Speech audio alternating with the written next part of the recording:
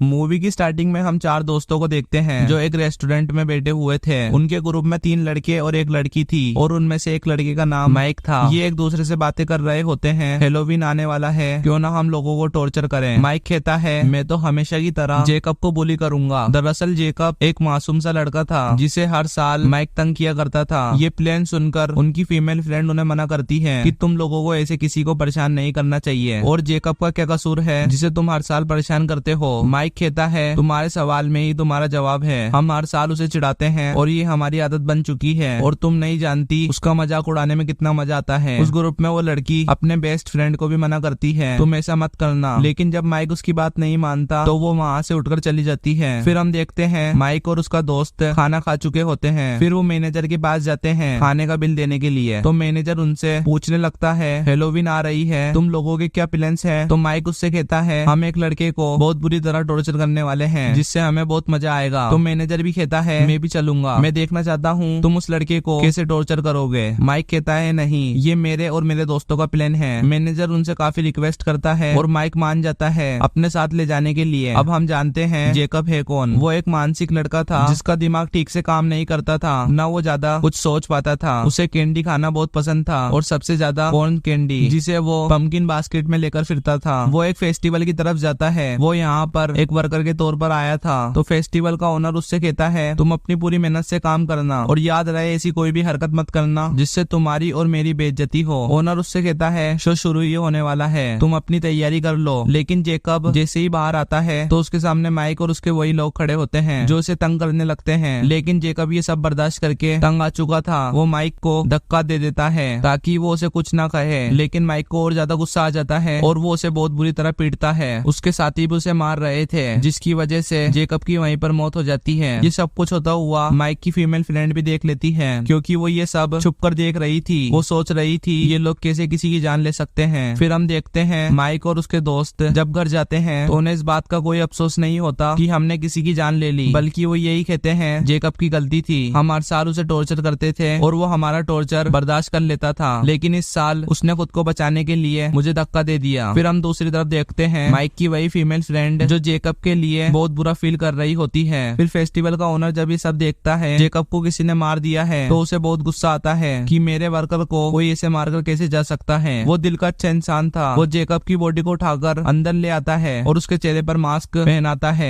इसके बाद वो एक रिचुअल करने लगता है जिससे किसी की सोल उसके अंदर आ जाती है और जख्मी जेकब फिर से जिंदा हो जाता है ताकि वो अपना बदला ले सके उन लोगों से। दूसरी तरफ हम देखते हैं माइक की फीमेल फ्रेंड टाउन के शेरिफ के पास जाती है और उसे सब कुछ बताती है जेकब को किन लोगों ने मारा और किस तरह मारा। शेरिफ ही सुनकर कहता है मैं इसे नोट कर लेता हूँ, लेकिन अभी तक मेरे पास इसकी कोई रिपोर्ट नहीं आई। लेकिन जब शेरिफ को पता चलता है टॉर्चर करने वालों में से एक उसका बेटा ही था यानी माइक, तो उसे यकीन नहीं आता मैं टाउन का शेरिफ हूँ और मेरा बेटा ऐसा कर सकता है। तो वो सीधा उस फेस्टिवल के ओनर के पास जाता है और उससे पूछता है जेकब कहाँ पर है, उसे क्या हुआ था। ओनर उससे कहता है सबको गलत लगा कि वो मर गया है, बस वो घायल है और मैंने उसको आराम करने के लिए उसके घर पर भेजा है। ये बात तो सच थी। ओनर की उस हरकत के बाद ये कहना तो गलत था जेकब मर चुका है। शेरिफ सीधा जेकब के घर पर जाता है और दरवाजा खटखटाने लगता है, लेकिन कोई भी दरवाजा नहीं खोलता तो वो वापस आ जाता है। फिर हम माइक की फीमेल फ्रेंड को देखते हैं। उसका एक दोस्त उससे मिलने आता है और वो उसे बताता है शेरिफ ने इन्वेस्टिगेशन की है, उन्हें पता चला है जेकब अभी जिंदा है। ये सुनकर उस लड़की को थोड़ा अच्छा फील होता है। फिर हम देखते हैं मैनेजर जिसने माइक के साथ मिलकर जेकब को मारा था वो किसी को बता रहा होता है मेरी हेलोवीन बहुत अच्छी गुजरी, मैंने बहुत मजा किया पहली बार। इसके बाद वो वॉशरूम आता है, वहाँ पर वही पंपकिन बास्केट पड़ी हुई होती है जिसमें कॉर्न कैंडी होती है। वो उसे खाने लगता है, तभी वहाँ पर जेकब आ जाता है। जेकब उसका पेट चीरकर उसे बुरी तरह मार देता है और उसने खुद के मर्डर का एक जनी से बदला ले लिया था। तो वहाँ पर शेरिफ भी आ जाता है। वो इन्वेस्टिगेशन करने लगता है, हर तरफ कैंडी कॉर्न बिक्री हुई थी। जब शेरिफ इन्वेस्टिगेशन करता है तो उसे पता चलता है उस रात जेकब को टॉर्चर करने वालों में से मैनेजर भी था। तो उसे शक होता है इसके पीछे जेकब का हाथ है, जेकब ने ही इसे मारा है। वहाँ पर माइक की वो फीमेल फ्रेंड भी होती है जो अपने बेस्ट फ्रेंड के साथ आई होती है। तो शेरिफ उनको भी सब कुछ बताता है जो जाकर माइक और उसके दोस्तों को बताते हैं। माइक कहता है ये तो पॉसिबल ही नहीं है जेकब किसी का मर्डर कर सके, उसमें इतनी हिम्मत कहाँ से आई, और अगर उसमें इतनी हिम्मत होती तो वो खुद को बचा नहीं लेता और शायद मैनेजर का मर्डर उसके किसी दुश्मन ने किया हो। ये जरूरी थोड़ी है जेकब ने ही उसे मारा है। और बाकी सब लोग भी इस बात को मानने के लिए तैयार हो जाते हैं कि ये उनका सिर्फ ख्याल हो। और जैसे ही वो लोग माइक के दोस्त के घर से जाते हैं तो उसे अजीबोगरीब हरकतें महसूस होना शुरू होती हैं। अपने अपने घर में। वो आगे बढ़कर देखता है तो उसे वही पंपकिन बास्केट दिखाई देती है और वो उसे देखकर हैरान हो जाता है कि ये यहाँ पर कैसे आई। और तभी अचानक उस पर जेकब अटैक कर देता है। वो उसे दीवार के सहारे लगाकर अपने हाथ से ही उसकी रीढ़ की हड्डी खींच लेता है, जिससे उसकी वहीं पर मौत हो जाती है। दूसरी तरफ हम देखते हैं शेरिफ को जेकब पर शक होता है, ये मर्डर जेकब ही कर रहा है। तो वो दोबारा से उस फेस्टिवल ओनर के पास जाता है। तो वो उससे कहता है, मैंने आपको बताया था वो जख्मी था, इसलिए मैंने उसको घर भेज दिया। वो लोग बात कर ही रहे होते हैं तो वहाँ पर एक पुलिस ऑफिसर आकर शेरिफ को बताता है माइक के एक और दोस्त का मर्डर हो गया है। शेरिफ वहाँ पर जाकर देखता है तो उसे वहाँ पर भी कॉर्न कैंडी मिलती है। अब शेरिफ का शक सच्चा साबित हो चुका था। वो जेकब के घर जाता है लेकिन उसे वहाँ पर जेकब नहीं मिलता। जब वो उसके बेड के नीचे देखता है तो एक अजीब सी डेड बॉडी होती है जो बहुत पुरानी थी। वो जेकब की मदर की थी, लेकिन इस बॉडी का बाकी होने वाले मर्डर से कोई लेना देना नहीं था। शेरिफ अब खुद जेकब की तलाश में निकल पड़ता है और अपने बेटे माइक से कहता है, तुम घर में रहोगे, बाहर नहीं निकलोगे, तुम्हारी जान को खतरा है। शेरिफ इस वजह से शहर में होने वाले कार्निवल फेस्टिवल और इवेंट को रुकवा देता है और कहता है सब अपने घरों में रहें। ये सुनकर सब लोग बहुत गुस्सा होते हैं। फेस्टिवल के ओनर का जो स्टाफ था वो भी उस पर गुस्सा होता है कि कुछ ना कुछ तो है जो आप हमसे छुपा रहे हैं और ये शायद आपकी वजह से हो रहा है, अब हम कमाएंगे किससे। तभी उनमें से एक आदमी जिसका नाम विशव होता है वो उस फेस्टिवल के ओनर से मिलता है, क्या तुम जो कर रहे हो वो ठीक है, तुम जो भी कहोगे मैं उस पर बिलीव कर लूंगा। तो वो ओनर कहता है, ठीक कर रहा हूँ मैं, हम जैसे छोटे लोग टॉर्चर होते आए हैं और माइक जैसे बड़े लोग हमें परेशान करते आए हैं। ये उनकी आदत बन चुकी है दूसरों को परेशान करना। असल में माइक और उसके साथियों ने ही जेकब को मारा है, मैंने बस उसे जिंदा किया ताकि वो अपने मर्डर का बदला ले सके। तो आप मुझे बताएं ये गलत बात है। ये बात ओनर के सब स्टाफ मेंबर को भी पता चल जाती है और वो एग्री हो जाते हैं, हम इसका साथ देंगे क्योंकि ये सच बोल रहा है। फिर हम देखते हैं माइक की फीमेल फ्रेंड और उसका दोस्त एक जगह पर होते हैं। वो लड़की कुछ टाइम के लिए अंदर जाती है और जब बाहर आती है तो देखती है उसके दोस्त की डेड बॉडी पड़ी हुई है। उसे समझ में नहीं आता ये सब क्या हो गया है। इसी दौरान जेकब उसके पीछे आता है और उसकी जुबान बाहर खींच लेता है, जिसकी वजह से उसकी मौत हो जाती है। उसी टाइम शेरिफ भी उस जगह पर आता है जहाँ पर वो फीमेल फ्रेंड और उसका दोस्त था, ये चेक करने के लिए क्या वो लोग ठीक हैं। लेकिन जब वो अंदर जाता है तो देखता है उनकी डेड बॉडी पड़ी हुई है और सारी बात समझ जाता है और फिर अपने बेटे माइक को कॉल करता है और कहता है, तुम्हारे दोस्त मर चुके हैं, तुम मेरी बात मानो तो अपने घर के अंदर ही रहना और तुम घर से बाहर मत निकलना क्योंकि जेकब तुम्हें मारने वाला है। और इस बात पर माइक को गुस्सा आ जाता है और वो अपने घर से निकलता है कार्निवल यानी फेस्टिवल वाली जगह पर ताकि वो वहाँ के ओनर से पूछ सके आखिर मसला क्या है। लेकिन तभी उस ओनर का एक आदमी उसे मारकर बेहोश कर देता है। शेरिफ जब घर पहुंचता है तो वो अपने बेटे को ढूंढता है, वो उसे वहाँ पर नहीं मिलता। वो देखता है फेस्टिवल का ओनर है वहाँ पर, वो उस पर गन पॉइंट कर लेता है और पूछता है मेरा बेटा कहाँ पर है। तभी उसके पीछे से बिशप आता है और उस पर अटैक कर उसे बेहोश कर देता है। फिर ओनर आगे बढ़ के चाकू से उसका सिर धड़ से अलग कर देता है और उसकी मौत हो जाती है। फिर हम माइक को देखते हैं जिसकी आँख खुलती है और वो देखता है वो एक कुर्सी से बंधा हुआ है, उसके आसपास कोई भी नहीं है। तभी दूर से वो शेरिफ की गाड़ी को आते हुए देखता है, यानी उसके फादर की गाड़ी को, जिसे देखकर वो खुश हो जाता है, मेरे फादर आ गए मुझे बचाने के लिए। लेकिन ये उसकी गलत फैमिली थी क्योंकि गाड़ी में उसका फादर नहीं था बल्कि उसका सर गाड़ी के ऊपर था, जिसे देखकर माइक रोने लगता है क्योंकि वो जानता था वो भी मारा जाएगा। तभी जेकब उसके सामने आता है जो उसे बहुत बुरी तरह टॉर्चर करके मारने वाला था। वो उसके दोनों हाथ जिस्म से अलग कर देता है और एक एक करके उसके सारे दांत निकाल देता है और वो उसे टॉर्चर कर करके मार देता है। फिर सीन चेंज होता है और हम फेस्टिवल के ओनर को देखते हैं जो किसी दूसरे शहर में अपना शो कर रहा होता है। वो वहाँ पर एक लड़की को एक नेकलेस देता है जो माइक के दांतों से बना हुआ था और उसे बता रहा होता है जेकब के बारे में। तो वो लड़की कहती है मुझे इस बात पर यकीन नहीं है वो कैसे जिंदा हो गया और कैसे लोगों को मारता है। तो वो ओनर उससे कहता है कुछ लोग मासूम लोगों की बिना वजह जान ले लेते हैं, उनको सबक सिखाने के लिए जेकब को जिंदा किया गया है। फिर मूवी के आखिर में हम देखते हैं जेकब अपने घर में वही मास्क पहने हुए बैठा होता है और वो अपनी फेवरेट कॉर्न कैंडी खा रहा होता है। और इसी के साथ ये मूवी यहीं पर खत्म हो जाती है। आपको ये मूवी कैसी लगी कमेंट में जरूर बताना। Thanks for watching.